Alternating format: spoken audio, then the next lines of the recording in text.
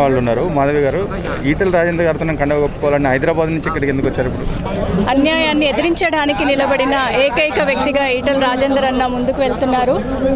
పోరాటంలో మేము కూడా తనతో భాగంగా అవ్వాలని చెప్పేసి హైదరాబాద్ నుండి ఇక్కడికి రావడం జరిగింది. ఒక నీళ్ళల్లో వెళ్తున్న పడవని మాత్రం ఒక తాడు పెట్టి లాగితే ఎవరైనా లాగొచ్చు అండి, అది ఈజీగా చిన్న పిల్లలు కూడా లాగుతారు. బట్ భూమిపైన ఉన్న గజేంద్రుడిని లాగడానికి 100 మంది అయినా సరే తాళ్ళు బట్టి లాగినా అది కింద పడదు. అదే మన ఈటెల రాజేందర్ అన్న. కాబట్టి అందరూ కూడా తనకి స్ఫూర్తినిచ్చి పెద్ద ఎత్తున నేను చూస్తున్నాను, చాలా వెహికల్స్ వెళ్తున్నాయి. ఇక్కడ కూడా భారీ ఎత్తున ప్రజలు రావడం జరిగింది. ఎంతోమంది ఇక్కడ చాలా హ్యాపీగా ఉంది. ఎందుకంటే ఈరోజే తను గెలిచినంత హ్యాపీగా ఉంది మేము ఇక్కడ చూడడం మాత్రం. సో అందుకనే మేము కూడా ఇందులో పార్టిసిపేట్ చేయాలి అనుకుని ఈరోజు కండువాలు కప్పించుకున్నాం. Thank you so much. ఎలా ఉంది రెస్పాన్స్? పబ్లిక్ రెస్పాన్స్ ఎలా కనిపిస్తుంది మీకు ఇక్కడ? పబ్లిక్ రెస్పాన్స్ అయితే ఫుల్ సపోర్టింగ్ రాజేందర్ అన్న గారికే ఉంది. సో సార్ తప్పకుండా విన్ అవుతారని ఆశిస్తున్నాం. ఇప్పుడు ప్రభుత్వం గురించి చెప్పాలంటే ఏం చెప్తారు? ఇప్పుడున్న చాలా మందికి డబ్బులు ఖర్చు పెడుతున్నారు, మద్యం పంపిస్తున్నారు. ప్రభుత్వం గురించి చెప్పాలంటే ఏమంటారు? అంటే ప్రజలకి కొంచెం కనువిప్పు కలిగింది అని అనుకుంటున్నాను. లాస్ట్ టైం మనకు అక్కడ ఎమ్మెల్సీ ఎలక్షన్స్లలో డబ్బులు పంచారు, కానీ ఓటమి మాత్రం చవి చూడడం కూడా జరిగింది ఇప్పుడున్న ప్రభుత్వం.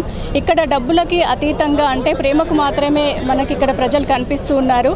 అది కూడా ఈ హుజూరాబాద్ నియోజకవర్గంలో ఈటెల రాజేందర్ అంటే ఎంతోమంది అభిమానం ఇక్కడ మనం వారి కళ్ళల్లో చూస్తున్నాము. వారి అభిమానం ఇక్కడికి వచ్చిన ప్రతి ఒక్కరిలో కూడా వారి మాటల్లో మేము వస్తూ కూడా దారిలో అందరినీ ఎవరికి వేస్తారు ఓటు అంటే ఈటెల రాజేందర్ గారికి అని చెప్పేసి చెప్పడం చాలా సంతోషంగా ఉంది మాకు.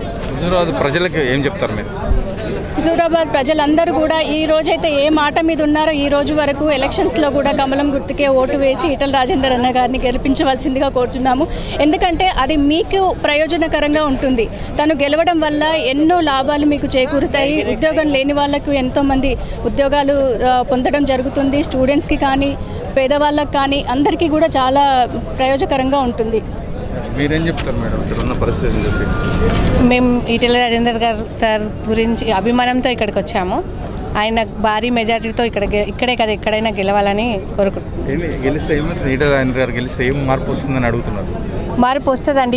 ఇప్పుడున్న ప్రభుత్వానికి ఇప్పుడు నెక్స్ట్ జరిగేదానికి మార్పు కోరుకోనే కదా సార్ని గెలిపించాలని చూసేది. అంటే తెలంగాణ అంతా కూడా ఒక రకమైన రాజకీయ మార్పు ఏమైనా వస్తుందని అనుకుంటున్నారా మీరు? తప్పకుండా వస్తుందండి, మార్పు వస్తుందండి. ఎన్ని రోజులు ప్రజలు గుడ్డిగా నమ్ముతారు?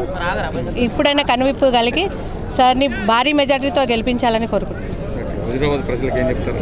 హుజూరాబాద్ ప్రజలు మాట మీద ఇప్పుడే చూపించిన అభిమానం ఎలక్షన్స్ అయ్యే రోజు కూడా అదే అభిమానంతో ఉండాలని కోరుకుంటున్నాను.